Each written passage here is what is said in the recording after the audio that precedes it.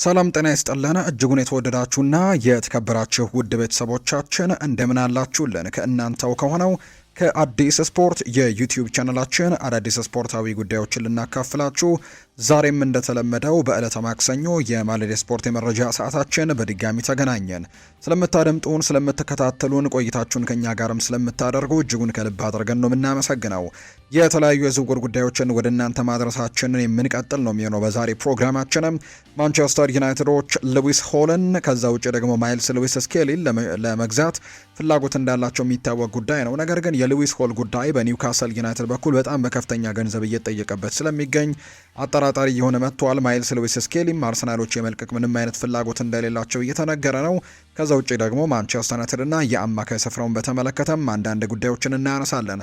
አርሰናል አሁንም ከቪኒሲዮስ ጁኒየር ጋር የተያዙ ጉዳዮች እንደቀጠሉ ነው የሚገኙት። የብሩኖ ጊማሬሽም ጉዳይ አዳዲስ መረጃዎችን እየሰማንበት እንገኛለን። ከዛ ውጪ ምናልባት አርሰናል በተለይ የቪኒ ጉዳይ የማይሳካ ከሆነ ፕላን ቢያስቧል የሚሉ ነገሮች እየተነሱ ይገኛሉ። እነሱ እንመለከታለን። ሊቨርፑል ብራድላይ ባርኮላን ስለማስፈረም በጣም የላቀ ደረጃ ላይ እንደደረሱ የሚያሳዩ መረጃዎች ያሉ። ቼልሲ፣ ማንቸስተር ሲቲ፣ ሪያል ማድሪድ፣ ባርሴሎናን ጨምረን ሌሎችም የአውሮፓ ታላላቅ ክለቦች በዛሬ ፕሮግራማችን በስፋት የሚዳሰስ ይሆናል። እስከ ፕሮግራማችን ፍጻሜ ድረስ አብራችሁኝ እንድትቆዩ በአክብሮት ጋብዛለሁ። ቪዲዮአችንን ላይክ፣ ቻናላችንን ሰብስክራይብ እያደረጋችሁ ቆይታችሁን ከኛ ጋር እንድታደርጉ የአክብሮት ግብዣዬን ወደ እናንተ ማድረስ እፈልጋለሁ። ከመሸጋገሪያ በኋላ በድጋሚ ተመልሰን እንገናኛለን። አብራችሁኝ እንድትቆዩ በአክብሮት ጋበዝኳችሁ።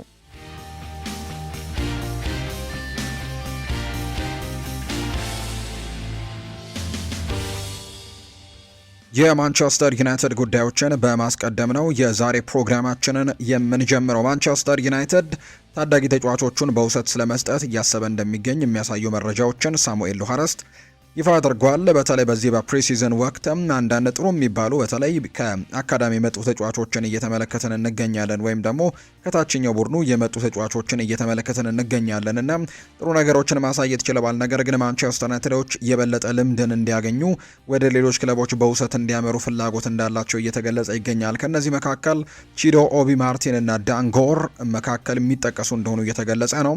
ቺዶ ኦቢ ማርቲን በዚህ ክረምት በውሰት ውል ወደ ሌላ ክለብ የሚያመራበት እድል በጣም ሰፊ እንደሆነ እየተነገረ ነው። ይህ ተጫዋች በቀድሞ በአርሰናል አካዳሚ ውስጥ የምናውቀው ተጫዋች ነበር። ወደ ማንቸስተር ዩናይትድ ከመጣ በተለይ በአሰልጣኝ ሩበን አሞሪም ስር የተወሰኑ የቋሚነት በዋናው ቡድን የመጫወት እድሎችን ሲያገኝ እንደነበር እናስታውሳለን። ነገር ግን አሁን ላይ በውሰት ሌላ ክለብ አምርቶ የተሻለ ደግሞ የጨዋታ ጊዜያቶችን እንዲያገኝ ለማድረግ በማንቸስተር ዩናይትድ በኩል እቅድ እንዳለን የተነገረው። ሌላኛው ዳንጎር ደግሞ ከሞላ ጎደል በእርግጠኝነት በዘላቂነት ዝውውርም ወይም ደግሞ በሙሉ በሙሉ ዝውውር ክለቡን ሊለቅ እንደሚችል ነው ሳሙኤል ሉሃረስት መረጃውን ይፋ እያደረገ እንደሚገኝ ዘገባው የጠቆመው። ሌላኛው ከማይልስ ሉዊስ ስኬሊ እና ከማንቸስተር ዩናይትድ ጋር በተያያዘ የሚነሱ ጉዳዮች አሉ። በስፋት ስለሱ አንዳንድ ጉዳዮችን አሌክስ ክሩክ ትላንትና ይፋ አድርጓል። እሱ ለምን የዩናይትድ ትኩረትን እንደሳበ መረዳት እችላለሁ። ምክንያቱም አማካይ ተጫዋች ያስፈልጋቸዋል፣ እንዲሁም ደግሞ ለሉክ ሾው የሚሆን የግራ መስመር ተከላካይ ሽፋንን ይፈልጋሉ። ስለዚህ ማይልስ ሉዊስ ስኬሊ ሁለቱንም መስፈርቶች በአንድ የሚያሟላላቸው ቨርሳታይል የሚባል አይነት ተጫዋች ነው። ዩናይትድ ሁለቱንም የሚፈልገውን ቦታ ለምሳሌ አማካይ ቦታ ላይ ዘንድሮ ሶስተኛ ተጫዋች እንደሚጨምሩ ምንም ጥያቄ የለውም። ከዛ ውጭ ደግሞ በሉክ ሾው ቦታም ተጫዋችን ስለማስፈረም እያሰቡ ነው። ይህ ተጫዋች ደግሞ ሁለቱንም ቦታዎች ማገልገል የሚችል ነው። ባለፉት ዓመታት በአርሰናል ቤት በግራ ፉልባክነት ሲጫወትም ተመልክተነዋል። አምና ደግሞ በተለይ በመጨረሻዎቹ ጊዜያቶች ላይ የማርቲን ዙቢሜንዲ መዳከምን ተከትሎ የአውሮፓ ቻምፒየንስ ሊግ የፍጻሜ ጨዋታ ላይ ጭምር ማይልስ ሉዊስ ስኬሊ በአማካይ ስፍራ ላይ በቋሚነት ሲሰለፍ የምናስታውሰው ጉዳይ ነውና በዚህ ምክንያት ማንቸስተር ዩናይትዶች ሁለቱንም መስፈርቶች ያሟላል ብለው ስለሚያስቡ ይህንን ተጫዋች ስለማስፈረም ሊያስቡ እንደሚችሉ ምክንያታቸውን መረዳት ቀላል ነው ሲል ይናገራል። ነገር ግን አርሰናል ለዝውውሩ ፈቃደኛ ይሆናል ተብሎ ግን አይታሰብም። ሆነም ነገሩ ሙሉ ለሙሉ አሁንም የተዘጋ አይደለም። ምክንያቱም አርሰናሎች ቡድናቸውን እንደገና ለማሳደግም እየሞከሩ ነው። ይህም ተጫዋቾችን መሸጥ ሊያስፈልጋቸው የሚችልበት እድል ሊኖር ይችላል። ነገር ግን በእርግጠኝነት ከዝርዝራቸው አናት ላይ ያለው ግን ማይልስ ሉዊስ ስኬሊን መልቀቅ አይደለም፣ ወይም ደግሞ ተጫዋቾችን ይለቃሉ ተብሎ ሲገመት ግን የመጀመሪያ እቅዳቸው ማይልስ ሉዊስ ስኬሊን ስለመልቀቅ አይደለም ሲልም ጭምር ነው አሌክስ ክሩክ እንደ የተናገረው። ሌላኛው ቤን ጃኮብስም ስለ ሉዊስ ሆል እና ስለ ማይልስ ሉዊስ ስኬሊ ከማንቸስተር ዩናይትድ ጋር ስለመነሳታቸው አንዳንድ ጉዳዮችን እንዲሁ እሱም ሲያጋራ ተመልክተነዋል። ማይልስ ሉዊስ ስኬሊ ለተወሰነ ጊዜ በዝርዝር ውስጥ ቆይቷል በማንቸስተር ዩናይትድ። ሉዊስ ሆልም በዝርዝር ውስጥ ቀዳሚ ቦታ የሚሰጠው ተጫዋች እንደሆነ ሁላችንም የምናውቅ ይመስለኛል ሲል ይናገራል ይኸው የመረጃ ምንጭ ቤን ጃኮብስ። ነገር ግን ሁለቱም ስምምነቶች አስቸጋሪ እንደሚሆንባቸው ምንም ጥያቄ የለውም ብሏል። ማይልስ ሉዊስ ስኬሊ ባለፈው የውድድር ዘመን የመጀመሪያ ላይ ተጨማሪ ደቂቃዎችን ሳያገኝ ቀርቶ ነበር። ነገር ግን በመሃል ሜዳ ላይ የቻምፒየንስ ሊግ ፍጻሜ ጨዋታን ጭምር በቋሚነት ነው የጀመረው። ስለዚህም አርሰናል እሱን ስለመሸጥ የሚያስብበት ጊዜ ላይ ይሆናል ብዬ በጭራሽ አልጠብቅም ነው ያለው ሲናገር። ማንቸስተር ዩናይትድ ስኬሊን የእውነት ያደንቁታል፣ ነገር ግን የአርሰናልን አቋም ግን መቀየር እንዴት እንደሚችሉ በጭራሽ አላውቅም ሲልም ነው ቤን ጃኮብስ የሚናገረው። ከሉዊስ ሆል ጋር ማንቸስተር ዩናይትድ ያንን ስምምነት የሚደርስበት መንገድን በትልቁ እየፈለገ ነው የሚገኘው። ነገር ግን ኒውካስል ዩናይትዶች መሸጥ አይፈልጉም። ከዛ ውጭ ደግሞ በጣም ከፍተኛ ዋጋዎችን ነው እየጠየቁ የሚገኙትና በዚህ ምክንያት ለማንቸስተር ዩናይትድ አስቸጋሪ ያደርገዋል ይህንን ነገር ሲልም ጭምር ነው የሚናገረው። ነገር ግን ማንቸስተር ዩናይትዶች አሁንም ይህንን ተጫዋች ስለማስፈረም ግን እቅዶቻቸውን በስፋት እያወጡ እንደሚገኝ ነው ዘገባው እየጠቆመም የሚገኘው።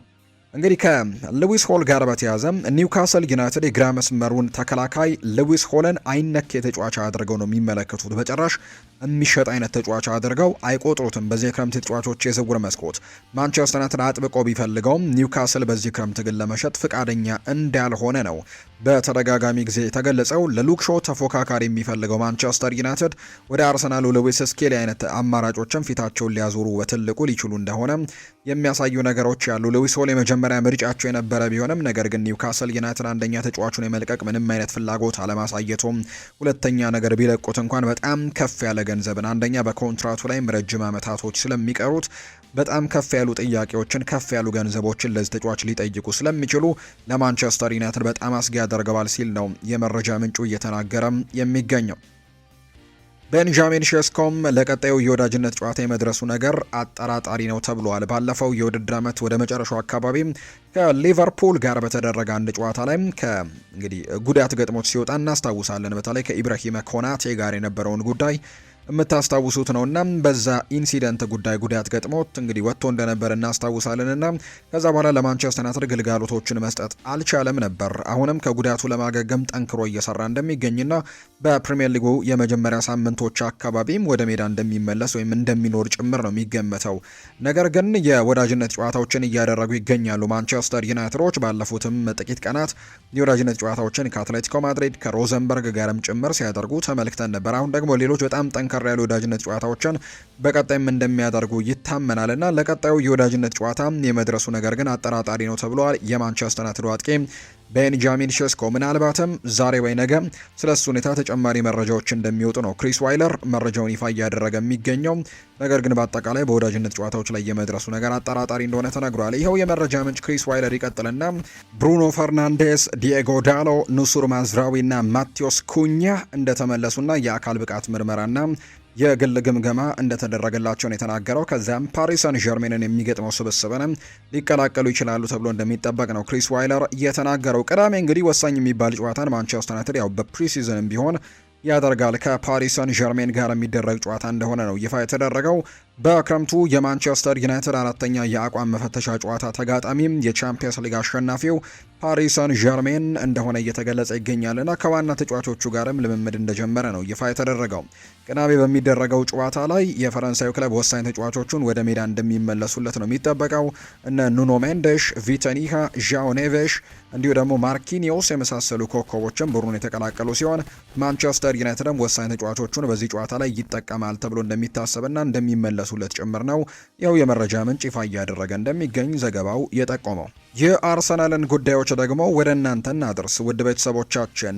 ቅድም ከማንቸስተር ዩናይትድ ጋር አንስቼዋለሁ የማይልስ ሉዊስ ስኬሊን ጉዳይ። አርሰናሎች በጭራሽ ምንም የመሸጥ ፍላጎት እንደሌላቸው ነው አሌክስ ክሩክ እየተናገረ የሚገኘው። ማይልስ ሉዊስ ስኬሊ ምንም አይነት የመሸጥ እድል የለውም ብለዋል በአርሰናል ቤት። ስለዚህ አርሰናሎች ይህንን ተጫዋች ማቆየትና በቡድናቸው ስኳድ ውስጥም ማስቀጠል እንደሚፈልጉ ነው የተናገረው።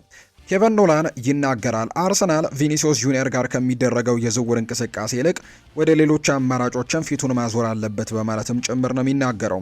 ቪኒ በግልጽ ውስብስብ ገጸ ባህሪያቶች ያለው ተጫዋች ነው። ከሜዳ ውጭ ያለው ባህሪ አርቴታ ከሚመለከተው ጋር ላይስማማ ይችላል።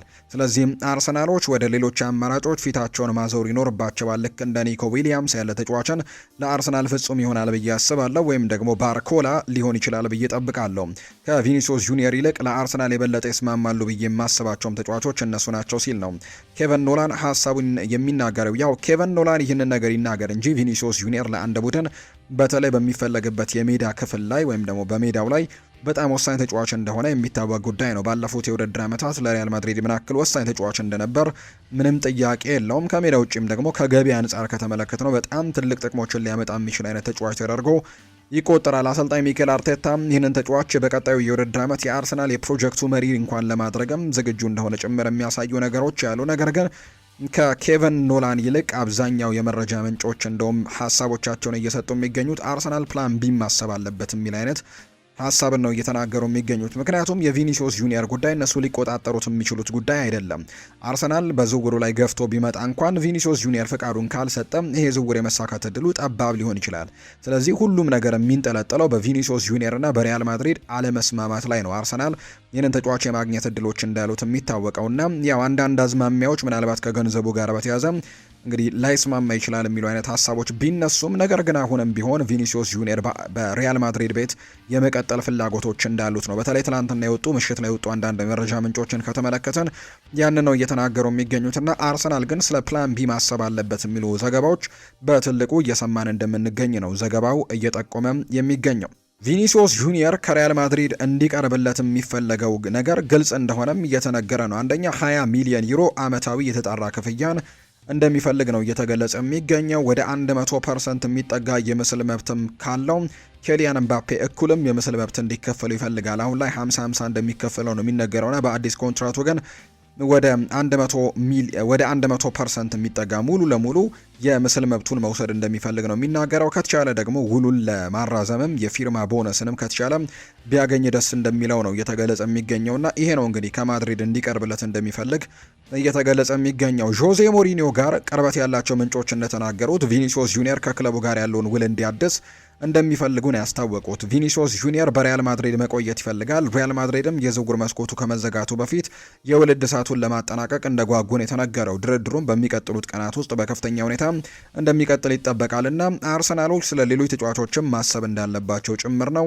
እየተገለጸ የሚገኘው። ነገር ግን ይሄ ዝውውር ግን ምናልባት ከሪያል ማድሪድ ጋር ስምምነት ላይ መድረስ የማይችል ከሆነ ግን ቪኒም በጣም ጥሩ እድል እንዳላቸው ጭምር የሚያሳዩ መረጃዎችን በተደጋጋሚ እያጋሩ ይገኛሉ የመረጃ ምንጮች። ሌላኛው ቪኒና በማድሪድ መካከል ያለው የገንዘብ ልዩነት ግን አሁንም ግዙፍ እንደሆነ ነው ፔፕ አልቫሬስ የሪያል ማድሪድ በጣም ቅርብ የሚባል የመረጃ ምንጭ እየተናገረ የሚገኘው። በሁለቱ አካላት መካከል ያለው ልዩነት አሁንም በጣም ሰፊ ነው፣ ነገር ግን ለማቀራረብ ጥረቶችን እያደረጉ ነው የሚል መረጃን ይፋ አድርጓል። እንግዲህ የቀድሞ የአርሰናል ተጫዋች የነበረው ጃክ ዊልሼር ከቪኒሲዮስ ጁኒየር ጋር በተያዘም ጥያቄ ቀርቦለት ነበር። ቪኒሲዮስ ከፈረመ ለአርሰናል በጣም ትልቅ ነገር ነው ሲል ይናገራል ጃክ ዊልሼር። የቀድሞ የአርሰናል አማካይ ጃክ ዊልሼር ስለ ቪኒሲዮስ ጁኒየር የአርሰናል ዝውውር ተጠይቆ ነበር። ጃክ ዊልሼር በምላሹም እኔም እንደ ማንኛውም ሰው ዜናዎችን ነው የምከታተለው፣ ተጨማሪ ነገር በጭራሽ አላውቅም ሲልም ይናገራል። ነገር ግን ለአርሰናል ትልቅ ነገር የሚያመጣ ፊርማ ሊሆን ይችላል ሲል ነው ጃክ ዊልሼር ጨምሮ የሚናገረው። አክሎም እንደሱ ያለ ተጫዋችን ማስፈረም ሜዳ ላይ እንዲሁም በንግድም በጣም ተጽዕኖ ከፍተኛ ነው ሲልም ጭምር ሀሳቡን እየሰጠ እንደሚገኝ ነው ከጃክ ዊልሼር ጋር በተያያዘ ሀሳቦች እየወጡ የሚገኙት። በአጠቃላይ ግን አርሰናሎች ይህንን የሁለቱን አካላት የማድሪድና የቪኒሲዮስ ጁኒየርን ስብሰባ በጣም በጉጉት እየጠበቁት እንደሚገኝ ነው የተገለጸው። የቀድሞ የአርሰናል ግብ ጠባቂ የነበረው ወንቼክ ሼዝኒ ይናገራል። በአርሰናል በኩል የተመለከትኩት ነገር በእጅጉ አስደስቶኛል ሲል ይናገራል ወንቼክ ሼዝኒ። ላለፉት 3 ዓመታት ሲያደርጉት እንደነበረው ሁሉ አሁንም እጅግ ልዩ የሆነ ነገርን እየገነቡ እንደሆነ አምናለሁ ብለዋል። የሊጉን ዋንጫ ከፍ ለማድረግ 2 ጊዜ ተቃርበው ሳይሳካላቸው ቢቀርም ባለፈው የውድድር ዘመን ግን እጅግ አስደናቂ ብቃትን አሳይተዋል። የፕሪሚየር ሊግ ዋንጫን ማንሳት ይገባቸው ነበር፣ አሳክተውታል። የቻምፒየንስ ሊጉንም ክብር እንዲያሳኩትም በጣም አንድ እርምጃ ነበር የቀራቸው። በጣም ጥሩ ጊዜን አሳልፈዋል። እነዚያ እጅግ በጣም ጥሩ ዓመታት ነበሩ። ሚኬል አርቴታም ድንቅ ስራን ነው እየሰራ የሚገኘው። በእነሱ ስኬት በጣም ደስተኛ ሆኛለሁ ብለዋል። ላለፉት 4 ዓመታት የአርሰናል ደጋፊ ነበርኩኝ። በእነሱ ስኬት በጣም ደስተኛ ሆኛለሁ። በዚህ ውድድር ዘመንም ያንን ስኬት እንደሚደግሙት ተስፋ አድርጋለሁ። እንደገና ለቻምፒየንስ ሊግ ፍጻሜ እንዲደርሱ እመኝላቸዋለሁ። ነገር ግን ከአንድ የካታላን ክለብ ጋር የሚገጥም ከሆነ አርሰናልን አልደግፈም። በህይወት የአርሰናልን ሳልደግፍ ስቀርም ያኔ ለመጀመሪያ ጊዜ ይሆናል ብሏል። አሁን ምክንያቱም የባርሴሎና ተጫዋች እንደሆነ ይታወቃልና ከዚህ ከባርሴሎና ጋር የሚደርሰው ከሆነ ግን አርሰናልን ለመጀመሪያ ጊዜ አልደግፈውም ሲልም ነው ወንቼክ ሸዝኒም የተናገረው። ክሪስቶስ ዞሊስ ይናገራል። አሌክሲስ ሳንቼዝን በልጅነቴ እያየኋቸው ካደግኳቸው ተጫዋቾች መካከል አንደኛው እሱ ነበር። በሁለታችን መካከል የሆነ የሚያመሳስለን ነገር ያለ ይመስለኛል። ስለዚህም እኔ በትልቁ የእሱን ቦታ ለመተካትና እንደሱ አይነት ሚናዎችን ለመጫወትም በትልቁ ሞክራለሁ ሲልም ጭምር ነው ክሪስቶስ ዞሊስ የተናገረው አዲሱም የአርሰናል ፈራሚ። እንደ ስካይ ስፖርት ዘገባ ከሆነ ከዛ ውጪ ሚረርም ፋብሪዚዮ ሮማኖም ያሉ የመረጃ ምንጮች ታማኝ የሚባሉ የመረጃ ምንጮች ናቸው። ከብሩኖ ጊማሬሽ ጋር በተያያዘ ትናንትና ያጓሯቸውን አንዳንድ ጉዳዮችን እንመልከት።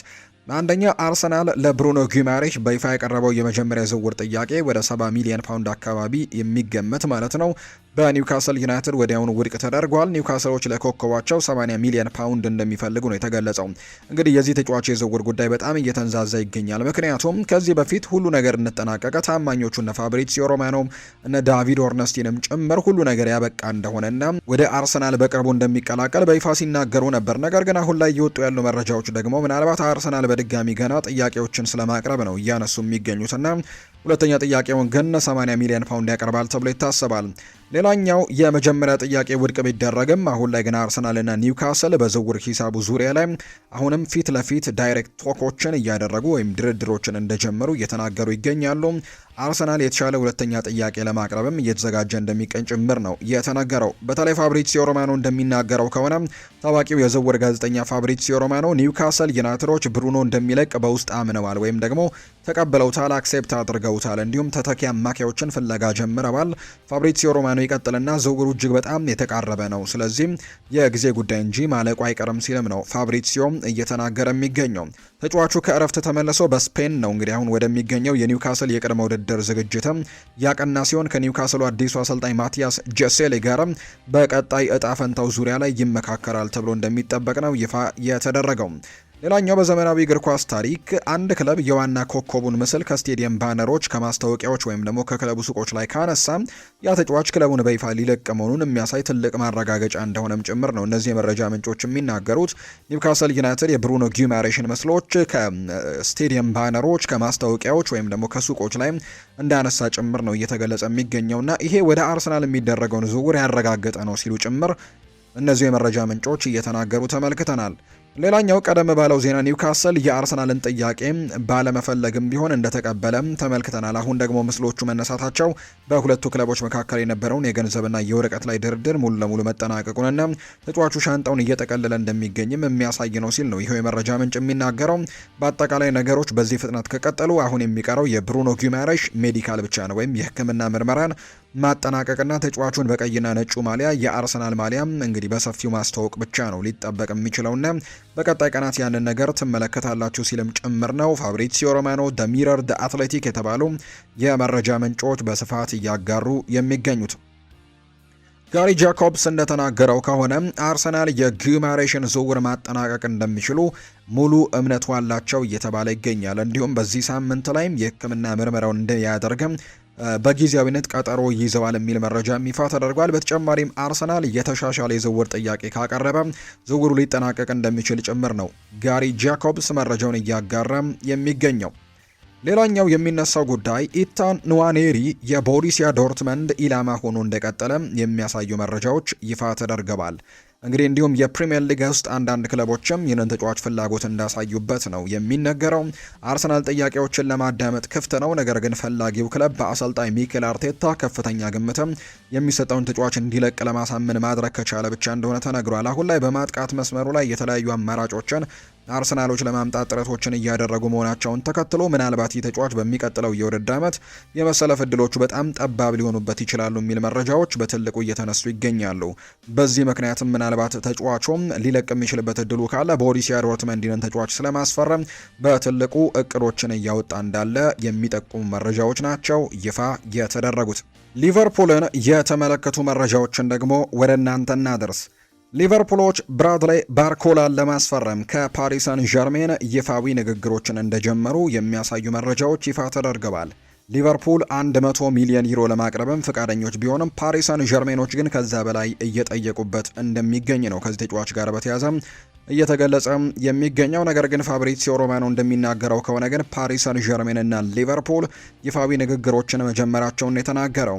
ለሊቨርፑል ከ100 ሚሊዮን ዩሮ በላይ የሚገመት የመጀመሪያ ጥያቄን ያቀርባል። ሆኖም ግን የአሁንም ፓሪስ ሰን ዠርሜን ከሚጠይቀው ዋጋ በጣም ያነሰ ነው። ቢሆንም ግን ድርድሩ በይፋ እንደቀጠለ ነው ፋብሪዚዮ ሮማኖ ጨምሮ የተናገረው። ባርኮላ ወደ ሊቨርፑል መቀላቀል ብቻ እንደሚፈልግ ነው አሁን ላይ እየተገለጸ የሚገኘው።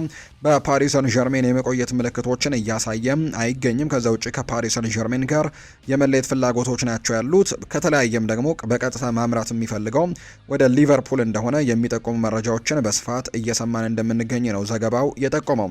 ከዛ ውጪ ሊቨርፑል ከፓሪስ ሰን ዠርሜን ጋር ኦፊሻል ድርድር መጀመሩን ተከትሎ በሚቀጥሉት ቀናቶች የመጀመሪያ ጥያቄውንም በይፋ ያቀርባል ተብሎ ነው የሚጠበቀው። በቀጣዮቹ ሳምንታትና ቀናት የዚህ ተጫዋች የብራድሌይ ባርኮላ ወደ ሊቨርፑል ከሚያደርገው ዝውውር ጋር በተያያዘ በጣም ወሳኝ ሳምንታትና ወሳኝ ቀናት ሊሆኑ እንደሚችሉ የሚጠቁም መረጃ ነው ይፋ እያደረገ የሚገኘው። ሌላኛው የሚነሳው ጉዳይ ከሊቨርፑል ጋር በተያያዘ ከኮዲ ጋክፖ ጋር በተያያዘ ነው። ቀደም ሲል እንደተዘገበው ስፐርስ በኮዲ ጋክፖ ላይ ፍላጎት እያሳየ እንደሆነ ይታወቃል። ሊቨርፑል ተጫዋቹን ማቆየት የሚመርጥ ሲሆን ይህንን ሀሳብ ለመቀየር ግን ከፍተኛ የገንዘብ ጥያቄን ማቅረብ ያስፈልጋል ነው የተባለው። ስፐርስ መደበኛ ጥያቄ ካቀረበ ሊቨርፑል አሁን ላይ ያለው የተጋነነ የዝውውር ገበያን ያመለክታል የሚል መረጃ ነው ይፋ የተደረገው። እንዲሁም የኮዲ ጋክፖን ዋጋን ለመወሰን የተጠናቀቁ በርካታ ዝውውሮችም እንደ ማጣቀሻም ይጠቀማል ተብሎ ይታሰባል። ሊቨርፑል ጋክፖን ለመሸጥ ከፍተኛ የገንዘብ ጥያቄ መቅረብም አለበት ብሎ ያስባሉ። ሊቨርፑል ምትክ ተጫዋች ማግኘትም ይኖርበታል ተብሎ ይታሰባል ኮዲ ጋክፖን ለመልቀቅና በቀጣይ ከዚህ ጉዳይ ጋር በተያያዘም ሰፋ ያሉ ጉዳዮች ይወጣሉ ተብሎ ይታሰባል። ማርክ አዳምስ ስለ ሊቨርፑል የተከላካይ ዝውውር አንዳንድ ነገሮችን ይናገራል። እንደተነገረን ከሆነ ሊቨርፑል ተከላካይ አይፈልግም። ሊቨርፑል ለቀጣዮቹ 4 እና 6 ሳምንታት ተጫዋቾችን ማስፈረም ወደ ገበያ እንደማይገባ ተረድቻለሁ። በተለይ በተከላካይ ክፍሉ ላይ አሁን ላይ ማዕበሉን ተቋቁመው ተጫዋቾቻቸው እስኪመለሱ ድረስም መጠበቅ ብቻ ነው የሚጠበቅባቸው። ከዚያም የተከላካይ ክፍሉ ሙሉ በሙሉ ጠንካራ ይሆናል ብለው ይሰማቸዋል። ስለዚህ በተከላካይ መስመር ላይ ተጫዋች ስለማስፈረም እቅዶች የላቸውም የሚል አይነት ሀሳብን ነው ይሄው የመረጃ ምንጭም እየተናገረ እንደሚገኝ ዘገባው የጠቆመውና በተለይ በታዳጊዎቹ እምነት እንዳላቸው ጭምር ነው ይፋ እያደረገ እንደሚገኝ የተገለጸው። ስለዚህም እነዚህ ታዳጊ እነ ጂኦቫኒ ሊዮን እነ ጀረሚ ዣኮይ ወደ ሜዳ ሲመለሱ በጣም ጠንካራ የተከላካይ መስመር መስራት እንደሚችሉ ይሰማቸዋል ተብሎ እንደሚጠበቅ ነው የመረጃ ምንጩም ይፋ ያደረገው። አትሌቲኮ ማድሪድ ለፌዴሪኮ ኪየዛ ዝውውር ሙከራ አድርገዋል። እናም ተጫዋቹን አሁንም በኢላማቸው ውስጥ አቆይተውታል። ለረጅም ጊዜንም የእሱን ያጫወት ባህሪ ያደንቁት ነበር። ሆኖም ግን ከሊቨርፑል መልቀቁ የማይቀር ከሆነ የፌዴሪኮ ኪየዛ የመጀመሪያ ምርጫ ወደ ጣሊያን ሴሪኤ መመለስ እንደሆነ እየተገለጸ ይገኛል። በሌላ በኩል ሊቨርፑል ከመቼውም በበለጠ ደግሞ ለሚቀርቡ የዝውውር ጥያቄዎችም ለመስማት ዝግጁ መሆናቸውን የሚያሳዩ መረጃዎችን ነው በትልቁ እየሰማን የምንገኘው። ስለዚህ ፌዴሪኮ ኪየዛ አንዳንድ ጥያቄዎች እየቀረቡለት እንደሆነ ነው ይኸው የመረጃ ምንጭ ይፋ እያደረገ የሚገኘው። የቼልሲን መረጃዎች ደግሞ እንንገራቸው። ቼልሲ ተጫዋቹን ሊሸጥ እንደሆነ ይፋ ተደርጓል። የለንደኑ ክለብ ቼልሲ የመሃል ተከላካዩን ትሬቨር ቻሎባህን ለሴሪኤው ክለብ ኮሞ ለመሸጥም ተስማምቷል። ኮሞ የ27 ዓመቱን ተከላካይ ትሬቨር ቻሎባህን በ36 ሚሊዮን ዩሮ ለመግዛት ከስምምነት ላይ ደርሷል። የቼልሲ አካዳሚ ምሩቁ ትሬቨር ቻሎባ ባለፈው ዓመት በ31 የፕሪሚየር ሊግ ጨዋታዎች በቋሚነት መሰለፉን እናስታውሳለን። ቼልሲ ማክስ ላክራን ከክሪስታል ፓላስ ለማስፈረም እንግዲህ የኋላ መስመራቸውን ማጠናከራቸው የሚታወስ ነው። በዚህም ተጫዋቾችን እየለቀቁ ነው። ሰማዮቹ በቀጣይ ከዚሁ ከተከላካይ ስፍራቸው ጋር በተያያዘ ከአክሴል ዲሳሲ ከቤኖይ ባዲያሼሊ ጋርም ይለያያሉ ተብሎ እንደሚጠበቅ ነው ይህ መረጃ ምንጭ እየተናገረ የሚገኘው። የማካይሎ ሙድሪክ ወደ እግር ኳስ ሜዳ መመለስ እውን ሊሆን የቻለው የዓለም ጸረ አበረታች መድኃኒቶች ኤጀንሲ ወይም ዋዳ የሚባለው ማለት ነው እሱ ተጠቅሞት የተገኘበትን ሜልዶኒየም የተሰኘ ንጥረ ነገርን የሚለካበት መስፈርትን በትልቁ ማሻሻሉን ተከትሎ ነው። ድርጅቱ ወይም ዋዳ የተባለው ድርጅት ማለት ነው አንድ ተጫዋች በደም ውስጥ ሊኖረው የሚችለው አነስተኛ መጠን ከ120 እስከ 150 በመቶ እንግዲህ ከፍ አድርጎታል። በቀላል አማርኛ እንግዲህ የሙድሪክ የደም ናሙና አሁን ላይ ሆኖ ቢመረመር ኖሮ ወይም ደግሞ ያን የተመረመረው ቅጣት እንደጣለበት ሁሉ አሁን ምርመራው ቢደረግለት ኖሮ የጸረ አበረታች መድኃኒት ሕጎችን ጥሷል ተብሎ አይቆጠርም ነበር። በዛ ምክንያት ነው አሁን ላይ ይሄ ነገር እንደተነሳለትም ኬረን ጊል እየተናገረ የሚገኘው። ቸልሲ ከህዳር 2024 ጀምሮ ምንም አይነት ተወዳዳሪ የእግር ኳስ ግጥሚያ ላይ ያልተሳተፈውን ማካይሎ ሙድሪክን አሁን ያለበትን የአቋም ደረጃ ለማየትና ለመገምገም እንደፈለጉ ነው የተነገረው። በዘንድሮ የክረምት የዝውውር መስኮት ክለቡ እያሰበበት ያለው ሌላኛው አማራጭ ደግሞ ተጫዋቹን በውሰት ውል ወደ ስትራስቡርግ መላክ እንደሆነ እየተነገረ ነው። የውሳኔ ተጫዋቹ አሁንም የቸልሲ ባለቤቶች ኩባንያ በሆነው ብሉኮ ጥላ ስርም ሆኖ ክትትል እንዲደረግለትም የሚያስችል ይሆናል ተብሎ ይታሰባል። መረጃዎች እንደሚሉት ከሆነ የተወሰኑ የእንግሊዝ ክለቦችም ለማስፈረም ፍላጎት አሳይተዋል ማካይሎ ሙድሪክን። ቸልሲዎች ደግሞ ተጫዋቹን በቅድመ ውድድር የልምምድ ጊዜያቶች ላይ መገምገም ነው የሚፈልጉት። ከዛም ነው ተጫዋቹ ላይ ውሳኔዎችን የሚያሳልፉት። እንደ መረጃ ምንጮቹ ዘገባ ከሆነ ልምምዶች ላይ የሚያሳያቸው ብቃቶች በጣም የሚያስደምሙ እንደሆነና የብቃት ችግር ከሌለበት አሁንም በክለቡ እንዲቀጥል ይደረጋል ተብሎ ይታሰባል። ካልሆነ ግን ማካይሎ ሙድሪክን በውሰት ወደ ሌሎች ክለቦች ያመራል ተብሎ ይታሰባል። የእንግሊዝ ክለቦች እንዳልኳቸው ጥያቄዎችን ቢያቀርቡም ቸልሲ ግን አሁን ላይ አላማው ይህንን ተጫዋች ወደ ስትራስቡርግ ልኮ በቅርበት መከታተልና በሚቀጥሉት ዓመታት መልሶ ወደ ቸልሲ ማምጣት እንደሆነ እየተገለጸ እንደሚገኝ ነው የመረጃ ምንጩ ይፋ ያደረገው። ክሪስታል ፓላሶች ለቸልሲው አክሰል ዲሳሲን ለማስፈረም የዝውውር ጥያቄን ለማቅረብ ዝግጁ ናቸው ተብሏል። በአሁኑ ጊዜ በክለቦቹ መካከል ውይይት እየተደረገ ነው። የጣሊያኑ ክለብም ለሁኔታው ትኩረትም እንደሰጠ ጭምር ነው ፋብሪስ አውኪንስ መረጃውን ይፋ ያደረገው። ቸልሲ ያቀረበልኝን ጥያቄ ውድቅ ለማድረግ የማልችለው ትልቅ ጥያቄ ነበር ሲል ይናገራል ጆርዳን ሄንደርሰን። የምዕራብ ለንደኑ ክለብ ቸልሲ እንግሊዛዊውን የመሃል ሜዳ ተሰላፊ ጆርዳን ሄንደርሰንን ትላንትና ማስፈረማቸውን በይፋ ያረጋገጡ ሆነዋል። የ36 ዓመቱ የቀድሞ የሊቨርፑል አማካይ ጆርዳን ሄንደርሰን ቸልሲን በነጻ ዝውውርም ተቀላቅሏል። ሄንደርሰን ከፊርማ በኋላ የክለቡን ትልቅነት አሰልጣኙና የተጫዋቾቹን ጥራትም ሳስብ ውድቅ ማድረግ የማልችለው ትልቅ ጥያቄ ነበር ሲልም ጭምር ነው የተናገረው። ይኸው ተጫዋች ሲናገር የክለቡ ባለቤቶች ክለቡ ምን ያክል እንዲሳካለት እንደሚፈልግ ሳውቅም ተደንቅ ያለው ሲል ነው ጨምሮ የሚናገረው። ሜዳ ላይና ከሜዳ ውጭ ያለኝ ሁሉ ሰጣለው፣ ለመጀመርም በጣም ጓጉች ያለው ሲልም ጭምር ነው ጆርዳን ሄንደርሰን ሀሳቡን እየሰጠ የሚገኘው። ጆርዳን ሄንደርሰን ወደ ቸልሲ ለመቀላቀሉ ቻቪ አሎንዞ ዋነኛ ምክንያት እንደነበር ጭምር ይገልጻል። ከቻቪ አሎንዞ ጋር ተነጋግረናል። እጅግ በጣም ጥሩና አውንታዊ ውይይቶችን ነበር ያደረግነው። ወደዚህ እንድመጣም ከገፋፉኝ ዋና ምክንያቶች እንደሱ ነው። እንግዲህ ከዛ ውጪ እንደ ተጫዋችም ሆነ እንደ አሰልጣኝም ትልቅ አክብሮትና አድናቆትም አለኝ ሲል የተናገረው ሄንደርሰን አስቀድመው ከተስማሙበት ውጪ በቻቪ አሎንዞ ስርም ከማርኮ ፓሌስትራ፣ ከዳኒ ዌልቤክ፣ ከሞርጋን ሮጀርስ፣ ማክሰን ስላክሯ በመቀጠል የቸልሲ ሌላኛው አዲስ ፈራሚ ሆነዋል። ሁሉም አዳዲስ ፈራሚዎችም በትውውቅ ቃለመጠይቃቸው ላይ የቻቪ አሎንዞ ተጽዕኖ ለውሳኔያቸው ዋና ምክንያት እንደነበሩ ጭምር ነው በተደጋጋሚ እየተናገሩ የሚገኙት። እንግዲህ እኛውም ተጫዋችም ያንን ነገር እንደተናገረ ነው የመረጃ ምንጮቹ ይፋ እያደረጉ የሚገኙት። ሌላኛው ጆርዳን ሄንደርሰን ስለሚታወቅበት የመሪነት ብቃቱም ተጠይቆ ምላሹን ሰጥቷል። ስለዚህ ጉዳይ የቡድን አጋሮች ቢናገሩ የተሻለ ይሆናል። ነገር ግን እግር ኳስ የቡድን ስፖርት እንደመሆኑ መጠን ማንኛውም ነገር በቡድኑ ዙሪያ የሚመጣጠን መሆን አለበት ሲል ይናገራል። በእግር ኳስ ሕይወቴም እስካሁን ድረስ አድርገው የነበረው ነገር ሁሉ ለቡድኑ ስል ነው። እኔ ራሴን ምርጥ የቡድን አጋር በማድረግ በዙሪያ ያሉትን ሰዎች ይበልጥ የተሻሉ እንዲሆኑ ጥረት ሳደርግ ቆይቻለሁ። በእግር ኳስ ሕይወቴም በልምምድ ሜዳ ላይ ሲሆን ዋናው ነገር ከሰዎች የላቀ ነገርን መጠየቅ የሚያስችል ጠንካራ ግንኙነት መፍጠር ነው። ሆኖም በዛው ልክ ደግሞ ዘና ብሎ የምናወራበት የምንስቅበትና የምንቀላለድበትም ትክክለኛ ጊዜን ማወቅ ያስፈልጋል። ሚዛኑን መጠበቅም በጣም ወሳኝ ነው ሲልም ነው ይኸው ተጫዋች ጆርዳን ሄንደርሰን የተናገረው። ጆርዳን ሄንደርሰን ይቀጥልና እድሜ እያደገ ሲሄድ በብዙ የተለያዩ ተሞክሮች ውስጥም ታልፋለ። አንዳንዴ ወደ ኋላ ወደ ራስህ የእግር ኳስ ህይወትም መለስ ብለህ ስታስብና ያሳለፍካቸው ነገሮችን ስታስታውስ ወጣት ተጫዋቾች የሚያልፉበት ተመሳሳይ ሁኔታ ሲያጋጥም ስሜታቸውን በቀላሉ መረዳት ትችላለህ። ከነሱ ጋር ተነጋግሬ ነገሮችን ከተለየ እይታ እንዲመለከቱ ለማድረግ እሞክራለሁ። ከሰው ጋር ተነጋግሮ ያለፉትን ተሞክሮ ማካፈል ደግሞ በጣም መልካምና በጣም አስፈላጊ ነገር ነው ሲል ጆርዳን ሄንደርሰን ጨምሮ ይናገራል። ያለህ ልምድ ለሌሎች ማስተላለፍ ከተቻለ እጅግ በጣም ትልቅ ነገር ነው ሲልም ነው ጆርዳን ሄንደርሰን ያነሳው። ትልልቅ ነገሮችን ለማሳካት ራሴን ለማሻሻል ይበልጥ የተሻልኩኝ ለመሆንም አሁንም እንደ ወትሮ ከፍተኛ ረሃብ አለኝ። አሁን ላይ እዚህ የምገኘው ይህ ክለብ ውጤታማ ወደፊትም ስኬታማ እንዲሆን የበኩሌን አስተዋጽኦ ለማድረግ ነው። ይሄ ለኔ ሌላኛው ትልቅ እድል ነው። ክለቡን በመቀላቀል እጅግ በጣም ተደስቻለሁ። ለኔ እግር ኳስ የቡድን ስፖርት ነው። ማንኛውም ነገር በቡድን ዙሪያ ነው መነሳት ያለበት። በእግር ኳስ ህይወቴ ሳደርግ የቆየሁትም ይህንን ጉዳይ ነው። የቼልሲ ደጋፊዎች ማስተላለፍ የምፈልገው መልእክት ከዚህ ክለብ በምወጣበት ጊዜ ለክለቡ የሰጠሁትንና ያበረከትኩትን አስተዋጽኦ ሁሉም ሰው እንደሚገነዘብልኝ ተስፋ አደርጋለሁ።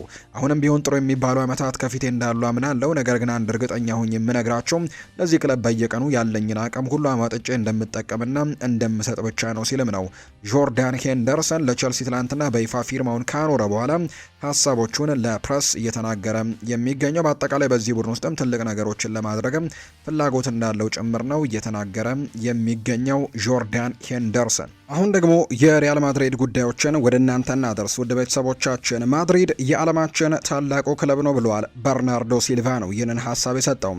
ፖርቱጋላዊው አማካይ በርናርዶ ሲልቫ አዲሱ ክለቡን ሪያል ማድሪድን የዓለማችን ታላቁ ክለብ ሲል ይገልጸዋል። ሪያል ማድሪድ ጥያቄውን ሲያቀርብልኝ በመቀበል ሁለቴ ያላሰብኩበትም ነበር ሲልም ጭምር ነው የተናገረው።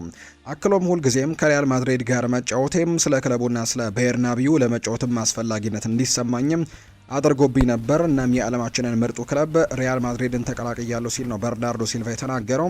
ትላንትና የመጀመሪያ ልምምድ ሴሽኑን ማድረጉን እናስታውሳለን። ከሪያል ማድሪድ ጋር ትላንትና በርከት ያሉ ተጫዋቾች ናቸው ወደ ልምምድ የተመለሱት፣ ያው ቪኒሲዮስ ጁኒየርን ጨምሮ ማለት ነውና ከነዛ መካከልም በርናርዶ ሲልቫ አንደኛው እንደነበር እናስታውሳለን። ያን ዲዮማንድን ለመሸጥ አልተስማማንም ብሏል። የአረብ ለብዚሹ ማኔጂንግ ዳይሬክተር ማርሴል ሻፈር ነው ይህንን ሀሳብ የሰጠው። ዲዮማንድን ለመሸጥ ገና አልተስማማንም ሲልም ጭምር ነው የተናገረው። ጣሊያናዊው ጋዜጠኛ ፋብሪሲዮ ሮማኖ ሁለቱ ክለቦች በዝውውሩ ዙሪያ መስማማታቸውን ከሳምንት በፊት ገልጾ ነበር። የዝውውር ባለሙያዎችም ሂር ዊጎ ብለው እንግዲህ ከስምምነት እንደተደረሰ ገልጸዋል። ነገር ግን እውነት አይደለም ሲሉ ነው ኃላፊው የተናገሩት። የላይፕዚግ ማኔጂንግ ዳይሬክተር የሆኑት ማርሴል ሻፈር ናቸው ይህንን ሀሳብ እየተናገሩ የሚገኙት። አክለውም ገና ስምምነት ደረጃ ላይ አልደረስንም ሲሉ በድርድር ላይ መሆናቸው ነው እየተናገሩ እንደሚገኝ የመረጃ ምንጩ ይፋ ያደረገው።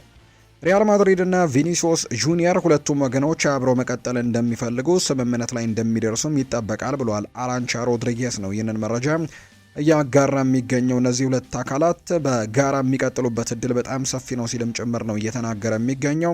በቀጣይ የሚስማማሉ ተብሎ እንደሚጠበቅ ነው የሚናገረው። የቪኒ ጁኒየር የምስል መብት አሁንም ከሪያል ማድሪድ ጋር በሚደረገው የኮንትራት ማደሻ ንግግር ላይ በጣም አስፈላጊ ይሆናል ተብሎ ይጠበቃል። ኬሊያን ምባፔ የራሱን የምስል መብት ወደ 100% ገደማ እንደያዘ ይታወቃል እና ቪኒሲዮስ ጁኒየርም ተመሳሳይ ነገርን ማግኘት ይፈልጋል። ልክ እንደ ኬሊያን ምባፔ ሁሉም 100% የምስል መብቱን እሱ ራሱ መቆጣጠር እንደሚፈልግ ነው የመረጃ ምንጩ የተናገረው። በነገራችን ላይ ቪኒሲዮስ ጁኒየር እስካሁን በሪያል ማድሪድ ቆይታው ከምስል መብቱ የሚከፈለው 50 በመቶ ብቻ ነበር። ቀሪ 50 በመቶውን ሪያል ማድሪድ ገቢ ይሆን ነበር። አሁን ላይ ግን ኤምባፔ 100% የጠጋ ስለሚያገኝ ቪኒሲዮስ ጁኒየርም ተመሳሳይ ነገርን ይፈልጋል ተብሏል። ሪያል ማድሪድ ስህተት የሰራውም በኤምባፔ ላይ እንደሆነ ነው በርካቶች የሚያነሱት። ኤምባፔ ሲፈርም ነው እንግዲህ ለቪኒ ጁኒየር አልከፍልም ብሎ ቢሸጠው እንኳን ጁድ የመሳሰሉ ተጫዋቾችም ጁድ ቤሊንጋም ለምሳሌ በቀጣይ ኮንትራታቸውን ሲያድሱ ተመሳሳይ አይነት ጥያቄዎችን ማንሳታቸው አይቀሬ ሊሆን እንደሚችል ነው የመረጃ ምንጩ ይፋ ያደረገው። አሁን ላይ ለሪያል ማድሪድ በቀጥታ ከፍተኛውን የንግድና የምስል መብት ገቢን የሚያስገኘው ተጫዋች ቪኒ ጁኒየር ነው። ምንም እንኳን የኬሊያን ምባፔ አጠቃላይ የምስል ገቢው ብዙ ቢሆንም ከግል ስፖንሰሮች የሚያገኘው አብዛኛው ገቢ ግን ራሱ እንዲወስድ ነው ክለቡ የፈቀደለት። በአንጻሩ ግን ቪኒሲዮስ ጁኒየር አሁንም ባለው የኮንትራት ውል መሰረት 50 በመቶ የምስል መብቱን ለሪያል ማድሪድ ነው የሚያስረክበው። ሪያል ማድሪድ ከቪኒሲዮስ 50 በመቶ የድርሻ ክፍፍል ከፍተኛ ትርፍ የሚያገኝባቸው ምክንያቶች አሉ። አንደኛ የስፖንሰሮች ብዛት ነው። ቪኒሲዮስ እንደ ናይክ፣ ፔፕሲ፣ ፕሌይስቴሽን፣ ፕራዳ እንዲሁ ኢኤስፖርት፣ ዱባይ ቱሪዝም ያሉ 16 የሚደርሱ ግዙፍ የዓለም አቀፍ ኩባንያዎችም ስፖንሰር ያደርጉታል። በእነዚህ 16 ኩባንያዎች የሚሰበሰበው አጠቃላይ የምስል መብትም ገቢ በጣም ከፍተኛ በመሆኑ በዚህ ገቢ ላይ ግማሹን 50%ን ነው ወደ ቀጥታ ካዝና እንደሚያስገባ የሚነገረው። ከዚህ በኋላ ግን የቪኒሲዮስ ወኪሎች ክለቡ ከሱ ምስል መብት የሚገኘውን ገቢ የራሱ ሙሉ ደሞዝ ላይ ሙሉ ለሙሉ ይሸፍናል ተብሎ ይታሰባል። ስለዚህም ልክ እንደ ኤምባፔ እሱም ከዚያ ላይ ሊቀበል ይገባል በማለት ነው ድርሻውን ለማሳደግ እየተሟገቱ እንደሚገኝ የተገለጸው። በቀጣይ እንግዲህ ሁሉ ነገር ይወሰናል ተብሎ እንደሚጠበቅ ነው የመረጃ ምንጩም ይፋ ያደረገው። ሪያል ማድሪድ እና ማንቸስተር ሲቲ የሮድሪ ዋጋ ላይ በተመለከተ የ25 ሚሊዮን ዩሮ ልዩነት እንዳላቸው ነው የተነገረው። ሲቲ ለተጫዋቹ 75 ሚሊዮን ዩሮ ነው እየጠየቀ የሚገኘው።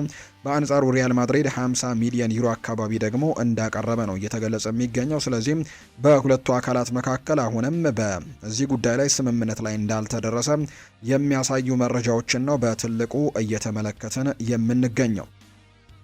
ባርሰሎናን የተመለከቱ መረጃዎችን በዚሁ እናንሳ። ፌራን ቶሬስ ይናገራል።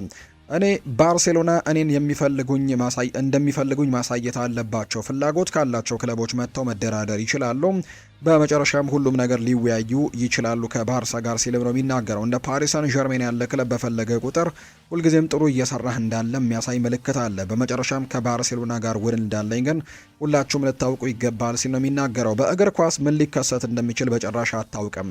እውነት ነው። ነገር ግን አዎንታዊ ነገር ውል ስላለኝ ጊዜን ወስጄ ነው ውሳኔ የምሰጠው ስለሚናገራል። ፌራን ቶሬስ ነው ይህንን ሀሳብ ያጋራው። ማርከስ ራሽፎርድ ለባርሴሎና በቋሚነት እንደማይፈርም ሲታወቅ ለመቀበል በጣም ከብዶት ነበር ተብሏል። በቡድን ውስጥ በመሆኑ ጥሩ ስሜት ተሰምቶት ነበር። በሃንስ ፍሊክ የሚወደድ ነበር።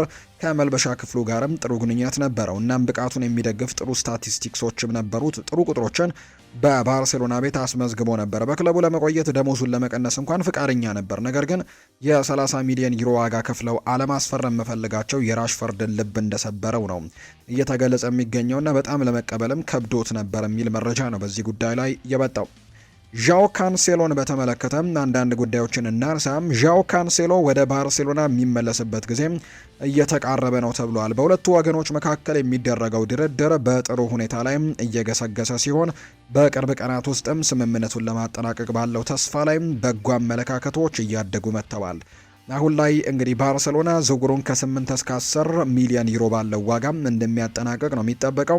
ምንም እንኳን አንዳንድ ጥቃቅን ዝርዝሮች ገና ያልተስተካከሉ ቢሆንም የተጫዋቹ ወደ ባርሴሎና የመመለስ ፍላጎት ግን አሁንም የሁለቱ ክለቦችን አቋም ለማቀራረብም ቁልፍ ሚናን እየተጫወተ እንደሚገኝ ነው የተነገረው። በመጨረሻው ሰዓት እንቅፋቶች ካልተፈጠሩ በስተቀር ዣኦ ካንሴሎ እስከ ሰኔ 2028 ድረስ የሚያቆየውን የ2 ዓመታት ኮንትራት ከባርሴሎና ጋርም ይፈራረማል። የክለቡ ስፖርቲንግ ዲፓርትመንት የዣኦ ካንሴሎ ልምድ፣ የተለያዩ ቦታዎች የመጫወት ብቃትና የመልበሻ ክፍሉ ጋር ያለው መላመድም ለሃንስ ፍሊክ ስብስብ ተጨማሪ አቅም እንደሚሆን ነው የሚያምነው። አሰልጣኙ ከአዲሱ የውድድር ዘመን በፊትም ተጫዋቹን በተቻለ ፍጥነት በስራ ላይ ለማስገኘትም ተስፋ እንደሚያደርግ ነው ይኸው የመረጃ ምንጭ የተናገረው። ሁሊያን አልቫሬስ አስቀድሞ በአትሌቲኮ የስልጠና እቅድ መሰረት መስራት የጀመረ ሲሆን ከክለቡ ጋርም ግንኙነት አድርጓል። ሁሉም ምልክቶች የሚያሳዩት በኦገስት 10 እንደሚመለስ ነው።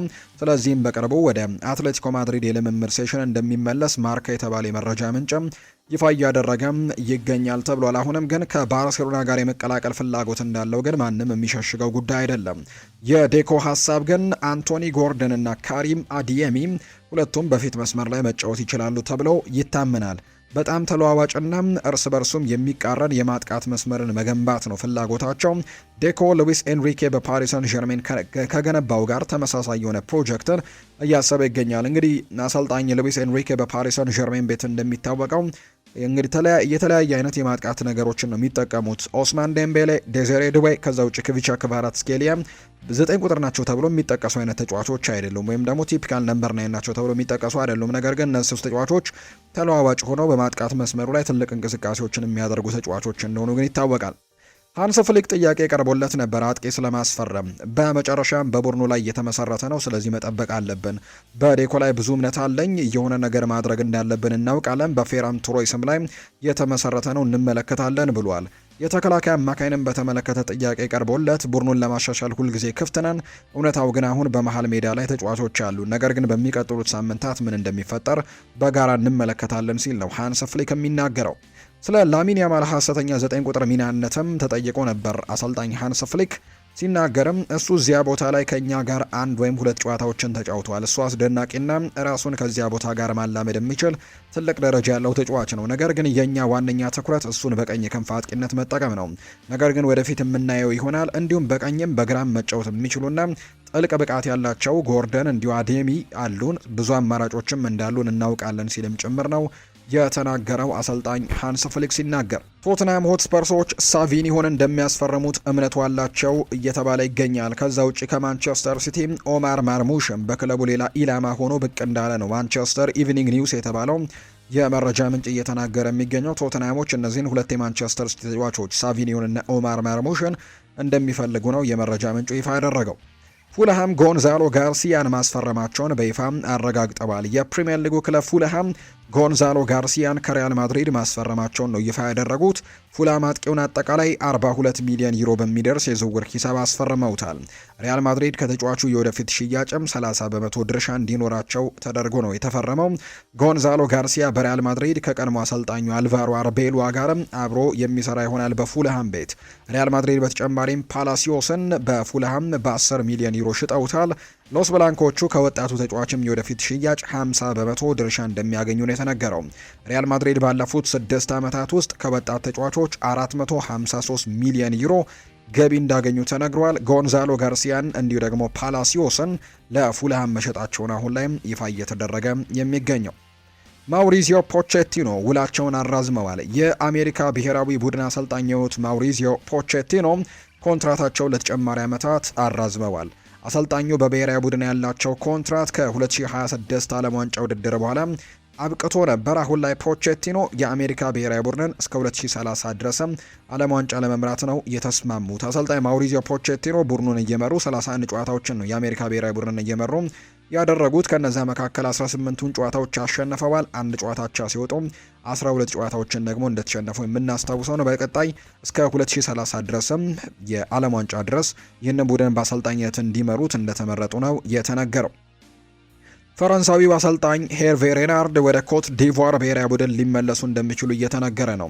አሰልጣኝ ሄርቬ ሬናርድ አሰልጣኝ ኤመርሰን ፋዬን በመተካት ቡድኑን ይረከባሉ ተብሎ ይጠበቃል። ሄርቬ ሬናርድ ከዚህ በፊት 2015 የኮት ዲቮር ብሔራዊ ቡድንን እየመሩ የአፍሪካ ዋንጫ ማሳካታቸውን የምናስታውሰው ጉዳይ ነው። የኮት ዲቮር ብሔራዊ ቡድን ከዓለም ዋንጫ በኋላ ከአሰልጣኝ ኤመርሰን ፋዬ ጋር መለየቱ ይታወሳል። በቀጣይ አሰልጣኝ ሄርቬ ሬናርድን በተለይ በአፍሪካ እግር ኳስ በጣም ልምድ እንዳላቸው ይነገራል። ከዚህ በፊት ዛምቢያ ብሔራዊ ቡድንን ይዘው የአፍሪካ ዋንጫ ማሳካታቸውን እናስታውሳለን። ከዛ ውጭ ደግሞ ሌላኛው የአይቮሪ ኮስት ብሔራዊ ቡድንን ይዘው የአፍሪካ ዋንጫን ማሳካታቸውን እናስታውሳለን። በርከት ያሉ ብሔራዊ ቡድኖችን በአፍሪካ ሰልጥነዋል። በ2018ቱ የዓለም ዋንጫ ላይም ጭምር የሞሮኮ ብሔራዊ ቡድን አሰልጣኝ እንደነበሩ ጭምር የምናስታውሰው ነውና በርከት ያሉ እንግዲህ ክለቦች በርከት ያሉ ሀገራትን በአፍሪካም ያሰለጠኑና ልምድ ያላቸው ናቸው። በቀጣይ ወደ ኮት ዲቮር ብሔራዊ ቡድን ይመለሳሉ ተብሎ ይጠበቃል። ጂያኒ ኢንፋንቲኖ ዶናልድ ትራምፕ ላይ እርዳታ ሊጠይቅ እንደሆነ ይፋ ተደርጓል። የፊፋ ፕሬዝዳንት ጂያኒ ኢንፋንቲኖ አዲሱ እቅዳቸውን እንደሰረዙ ቢያሳውቁም ጫናዎች ግን በርትተውባቸዋል። በተለይ ከስልጣናቸው እንዲለቁ በጣም በርካቶችም ጥያቄ እያበዙባቸው ነው የሚገኙት። ፕሬዝዳንት ጂያኒ ኢንፋንቲኖ ከፊፋ ፕሬዝዳንትነታቸው ስልጣናቸውን እንዲለቁም እየተጠየቁ ነው። አሁን ላይ ጂያኒ ኢንፋንቲኖ በፕሬዝዳንትነት እንዲቀጥሉ የአሜሪካው ፕሬዝዳንት ዶናልድ ትራምፕን እርዳታም ለመጠየቅም ማቀዳቸውን የተነገረው። እርዳታውን ለመጠየቅም በፕሬዝዳንት ዶናልድ ትራምፕ አስተዳደር ውስጥ ካሉ ትልቅ የመንግስት ኃላፊዎች ጋርም ይነጋገራሉ ተብሏል። ጂያኒ ኢንፋንቲኖ በተጨማሪም የሀገራት ፌዴሬሽኖች የድጋፍ ይፋዊ መግለጫንም እንዲያወጡ እየጠየቁ እንደሚገኝ ጭምር ነው የተነገረው። ከዛ ውጭ ግን አንድ ጉዳይ ተሰምቷል። ትራምፕ የኢንፋንቲኖን ስልክ አላነሱም ተብሏል። የፊፋ ፕሬዝዳንት ጂያኒ ኢንፋንቲኖ ለአሜሪካው ፕሬዝዳንት ዶናልድ ትራምፕ በተደጋጋሚ ስልክ መደወላቸው ነው የሚነገረው። ይሁን እንጂ ፕሬዝዳንት ዶናልድ ትራምፕ ግን ስልክ ሳያነሱላቸው እንደቀሩ ነው ኒውዮርክ ፖስት የተባለ የመረጃ ምንጭ ይፋ ያደረገውም። ጂያኒ ኢንፋንቲኖ ስራቸውን እንዳያጡ ፕሬዝዳንት ዶናልድ ትራምፕን እንዲረዷቸው እየለመኑ መሆኑ ተነግሯል። ኢንፋንቲኖ በትላንትናው ዕለትም ከአሜሪካን ስቴት ሴክሬታሪ ማርኮ ሩቢዮ ጋርም በሚስጥር እንደተገናኙ ይፋ ተደርጓል። እንግዲህ አዳዲስ ጉዳዮች ከፊፋ ጋር በተያያዘ የተለያዩ ጉዳዮችን አሁንም እየሰማን እየቀጠልን ነው የምንገኘው። ከ5 ዓመት በፊት በእንግሊዝ ፕሪምየር ሊግ በኖርዊች ማሊያ አርሰናልን በመቅጠም የመጀመሪያ ጨዋታውን ያደረገው ክሪስቶስ ዞሊስ አርሰናሎችን መምረጥ ቀላል ውሳኔ ነበር ሲል ይናገራል። በክረምቱ የዝውውር መስኮት ከቤልጅየሙ ክለብ ብሩሽ 34 ሚሊዮን ፓውንድ ወጥቶበት አርሰናልን የተቀላቀለው ክሪስቶስ ዞሊስ ሰሜን ለንደን ከደረሰ 11 ቀናት ብቻ ቢቆጠሩም በደጋፊዎች ዘንድ ከወዲሁ ተወዳጅ እየሆነ መጥቷል። ዞሊስ እንዴት አርሰናልን እንደመረጠ በተጠየቀ ጊዜም በዚህ ክረምት ለእኔ ቀጥተኛ ፍላጎት ያሳየኝ የመጀመሪያ ቡድን አርሰናል ነበር። ሁልጊዜም ቢሆን እንዲሁ ፍላጎት የሚያሳዩ ቡድኖች ያሉ፣ ነገር ግን አርሰናል ቀጥተኛና በጣም ግልጽ የሆነ ፍላጎት ያሳየ ቡድን ነበር። ይህም ነገሩን አቅልሎታል ሲልም ነው የሚደመጠው ዞሊስ ቀጥልና እኔ መሄድ የምፈልገው ወደ አርሰናል ብቻ ነበር፣ ሌላ ምንም ነገር መስማት አልፈለግኩም ነበር ብሏል። ግሪካዊው ኮከብ ከአርሰናል ጋር ስሙ ሲያያዝም በሀገሩ ተስሎንቄም እንደነበር ጭምር ገልጾ የአርሰናል የዝውውር ጥያቄም አለመቀበልም ከባድ ነበር በማለትም ጭምር ነው የሚናገረው። ሚኬል አርቴታ በዝውውር ውስጥ ትልቅ ሚና መጫወቱን የሚናገረው ክሪስቶስ ዞሊስ ስለ እኔ ታሪክ፣ ስለ አጨዋወት ባህሪና ስለ ግል ህይወቴ ጠይቆኛል። ከክለብ ብሩዥ ጋር ሳደርግ የነበረውን ነገር እንድደግመው ነው ፍላጎቱ።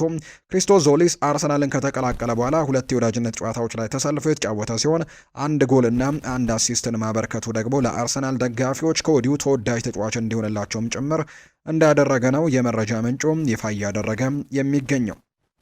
የተወደዳችሁና የተከበራችሁ ቤተሰቦቻችን ለዛሬ ያዝንላችሁ አዳዲስ ስፖርታዊ ጉዳዮቻችን እነዚህ ነው የሚመስሉት። ስላደመጣችሁን፣ ስለተከታተላችሁን፣ ቆይታችሁን በሙሉ ከኛ ጋርም ስላደረጋችሁ እጅጉን ከልብ አድርገን እናመሰግናለን። ፉአድ ባህሩ የዛሬውን ፕሮግራም እየመራው ከእናንተ ጋር ቆይታን አድርግ ያለው የተለያዩ ርዕሰ ጉዳዮችን የተለያዩ ስፖርታዊ ጉዳዮችን ያካፈልንበት የዛሬው የዕለተ ማክሰኞ የማለዳ ስፖርት የመረጃ ሰዓታችን ይህንን ነበር የሚመስለው። ስላደመጣችሁኝ ከልብ አድርጌ ያመሰግናለሁ።